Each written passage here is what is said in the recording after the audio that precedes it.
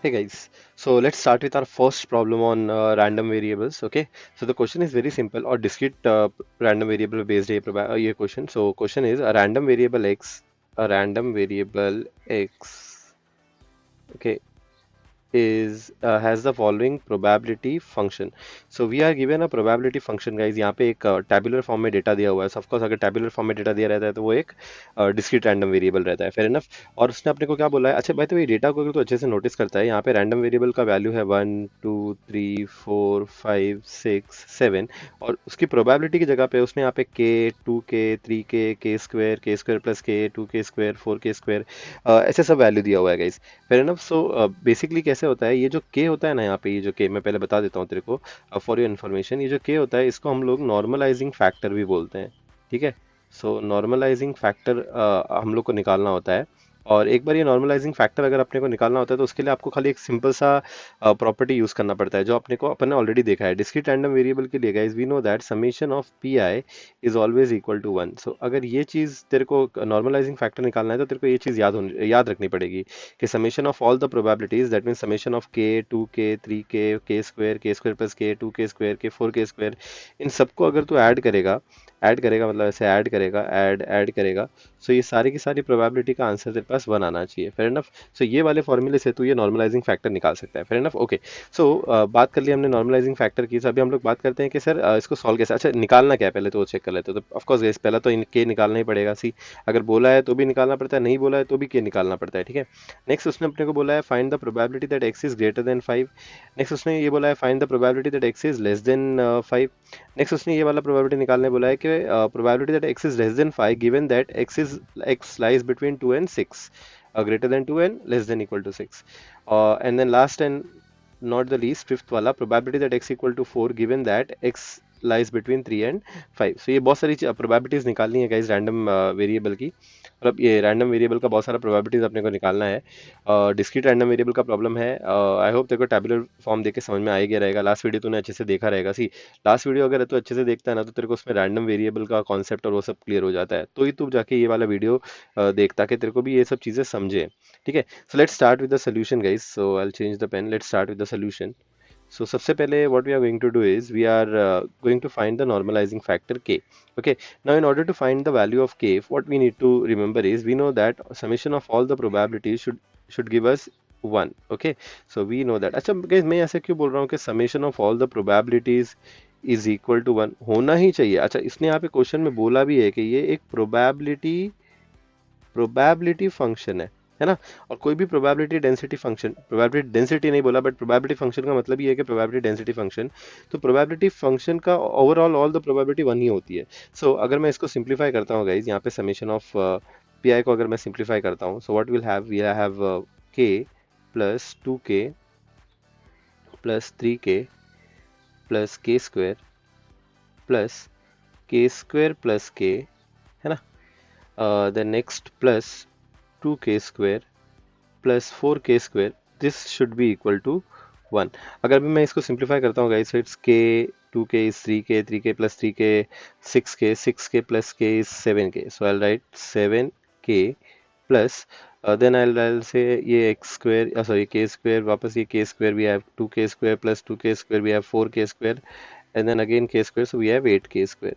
8k square is equal to 1. Friend of guys. So यहाँ पे अगर आप लोग अच्छे से नोटिस करो गाइज ये क्वाड्रेटिक इक्वेशन जैसा दिख रहा है. बराबर है. ये क्वाड्रेटिक इक्वेशन जैसा दिख रहा है. इसको अगर मैं यहाँ पे सॉल्व करता हूँ सो यहाँ पे साइड में सॉल्व करता हूँ. यहाँ पे देखो मैं इसको अगर पहले तो अरेंज करता हूँ. Can I right it like this 8k square plus 7k और ये जो प्लस 1 है गाइज लेफ्ट साइड पे आएंगे तो इसको लेके आएंगे तो हो जाएगा -1 equal to 0. Now this becomes a quadratic equation. बराबर गाइज. ये क्वाड्रेटिक इक्वेशन को अगर आप लोग कैलकुलेटर में सॉल्व करोगे तो आपको यहाँ पे k का 2 वैल्यू मिलेगा. Fair enough guys. सो यहाँ पे मैंने कैलकुलेटर में इसको सॉल्व किया सो मेरे पास k का 2 वैल्यू आया. k is equal to 1/8 and k is equal to -1. ठीक है मैं चलो. सो एक काम करता हूँ ये टेबल मैंने एक्चुअली वापस उसको उठाने के लिए बनाया था, इसको मैं नीचे शिफ्ट कर देता हूँ। कूल। सो यहाँ पे आप लोग देख सकते हो आपको के की दो वैल्यू आई, के की मतलब इसी एक क्वाड्रेटिक इक्वेशन है, तो आपको ऑफकोर्स इसके दो आंसर्स आने वाले हैं, पहला वाला आंसर और दूसरा वाला आंसर। तो यहाँ पे कौन से वाला के सिलेक्ट करने का, वेदर वी शुड टेक के एज 1/8 और वेदर वी शुड टेक के एज -1। बस चलो नोटिस करो, अगर मैं ये के का वैल्यू -1 लेता हूँ, यहाँ पे मैं अगर ये के का वैल्यू -1 लेता हूँ एग्जाम्पल, और मैं आके यहाँ पे सब्सटीट्यूट करता हूँ, तो यहाँ पे आ जाएगा -1।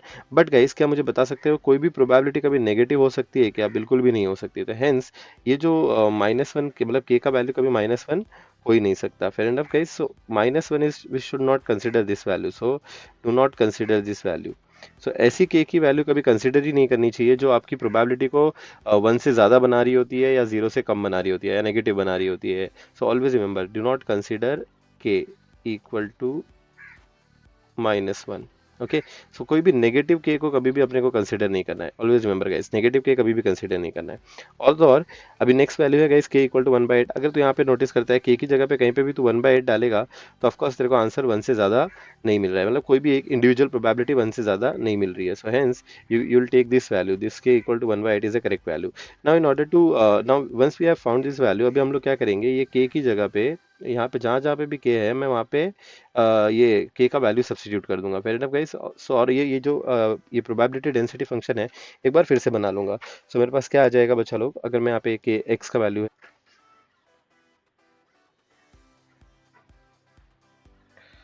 1 2 3 4 5 6 एंड 7, और यहाँ पे मैं उसकी प्रोबेबिलिटी लिखता हूँ। फेयर इनफ गाइस, सो पहले तो चेक करते हैं कि 1 के लिए क्या प्रोबेबिलिटी है। सो 1 के लिए वी हैव के, एंड के का वैल्यू अपने पता है अपने को क्या लेना है, 1/8। सो what will do is will put here 1/8।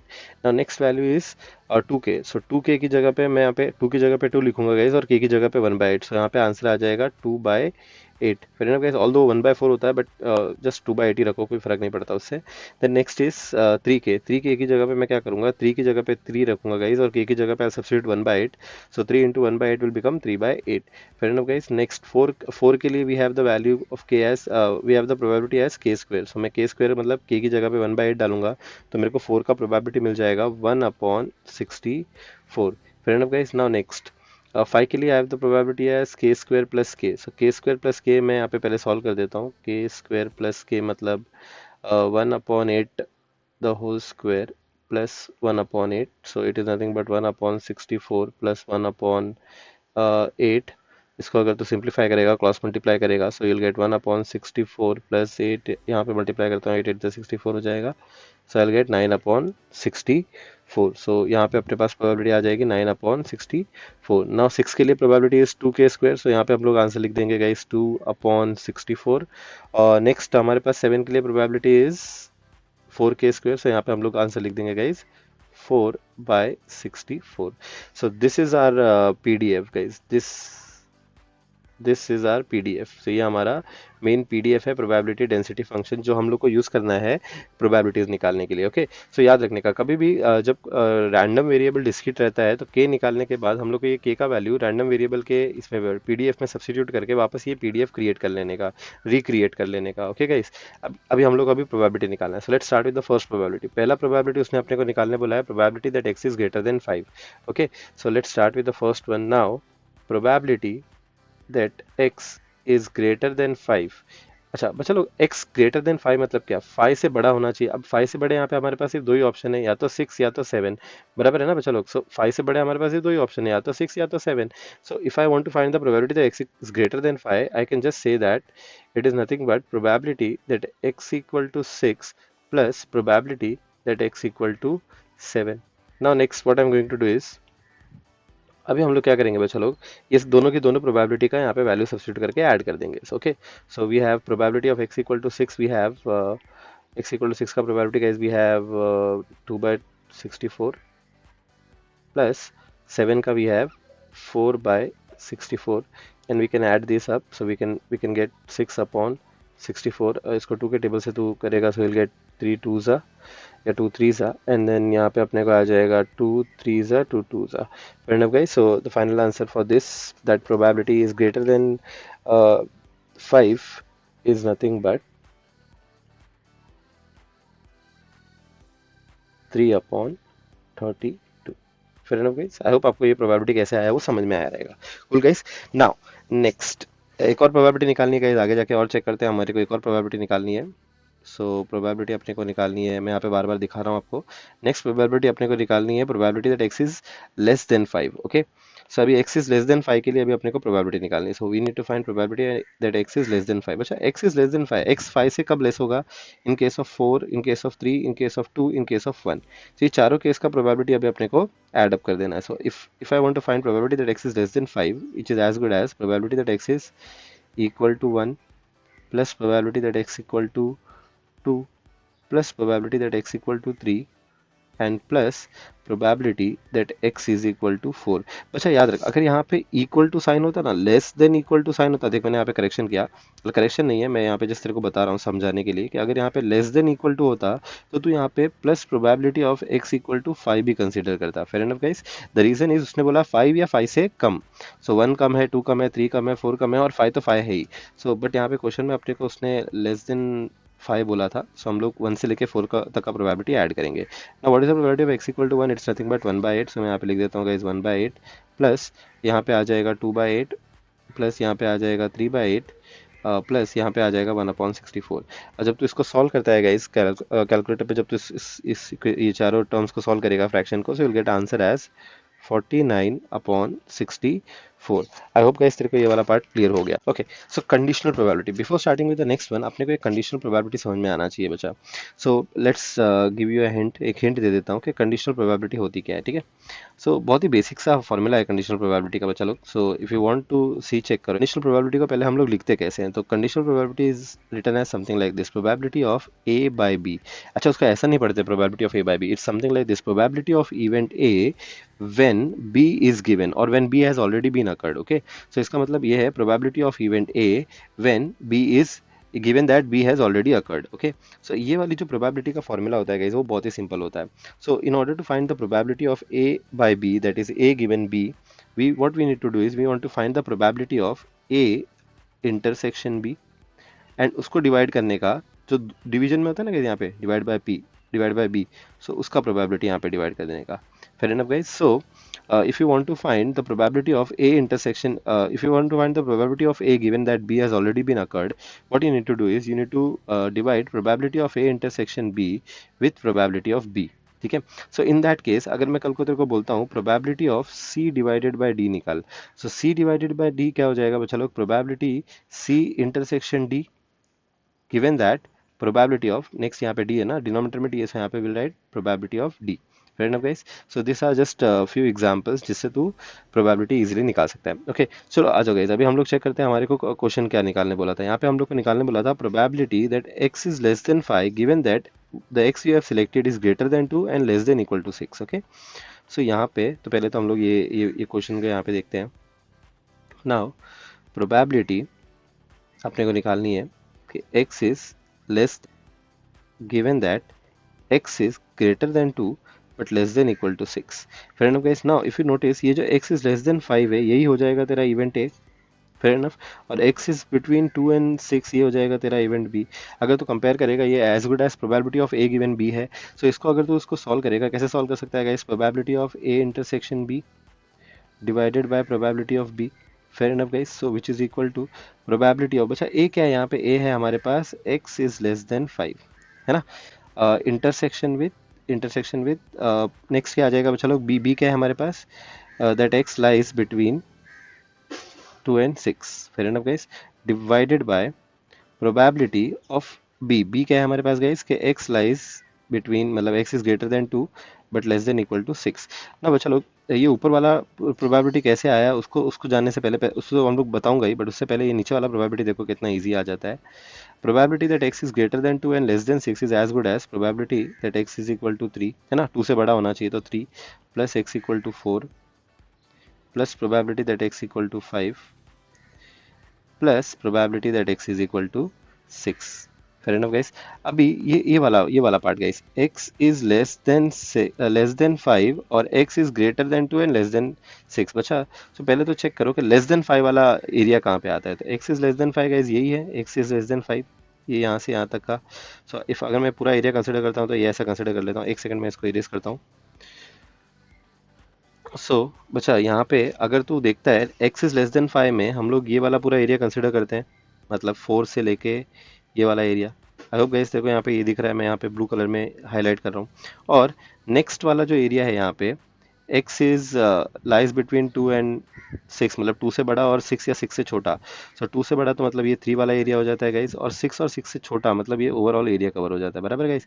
अब अपने को ये दोनों बॉक्स का इंटरसेक्शन वाला पार्ट निकालना है, ऐसा पार्ट निकालना है जहाँ पे ये दोनों बॉक्स आ रहे हैं। So don't you think guys ये ऐसा पार्ट ये रहा 3 और 4, बराबर है, मैं उसको इरेज कर दूंगा, डोंट वरी। बट ये 3 और 4 वाला ऐसा पार्ट है जिसमें दोनों कंडीशन मेरी सेटिस्फाई हो रही है, ठीक है। So what I am going to do is I can replace probability that x is less than 5 intersection with probability x lies between 2 and 6 as probability of x equal to 3 plus probability of x equal to 4।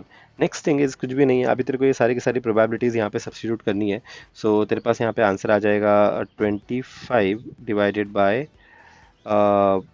36। Fair enough guys. So and last but not the least, next हमारे पास question है probability that x is equal to 4 given that x lies between 3 and 5। Okay, so finally अगर मैं ये वाला probability निकालता हूँ, probability that x is equal to 4 given that x is between 3 and 5। So table table देखो guys हमारे पास क्या क्या आ जाएगा टेबल में, अगर तुम लोग देखते हो। मैं यहाँ पे एक काम करता हूँ, इसको इरेज करता हूँ। कूल। अभी क्या करते हैं बच्चा लोग, probability of x equal to 4 वाला अगर मैं ये बनाता हूँ तो ये रहा वो probability of x equal to 4, बराबर है बच्चा। और 3 और 5 के बीच का प्रोबेबिलिटी अगर मतलब तो इसको बनाता है तो ये रहा 3 और 5 के बीच का प्रोबेबिलिटी। ना ऐसे कौन सा एरिया है जो ये दोनों भी बॉक्सेस के इंटरसेक्ट हो रहा है, मतलब ऐसा कौन सा एरिया है जहाँ पे ये दोनों भी कंडीशन सेटिस्फाई हो रही है। ऑफकोर्स 4 और ये वाले एरिया में गाइस, यहाँ पे 4 वाला और ये दोनों भी बॉक्स यहाँ पे इंटरसेक्ट कर रहे हैं, मतलब इन प्लेस ऑफ मैं यहाँ पे ऐसा लिख सकता हूँ probability of x equal to 4 divided by 3 और 5 के बीच का प्रोबेबिलिटी, मतलब x equal to 3 plus probability that x equal to 4 plus probability that x equal to 5। फिर ना गाइस इसको अगर तू सॉल्व करेगा तो तेरे पास आंसर आ जाएगा 1/34। फिर ना गाइस अब तेरे को ये प्रॉब्लम समझ में आ जाएगा।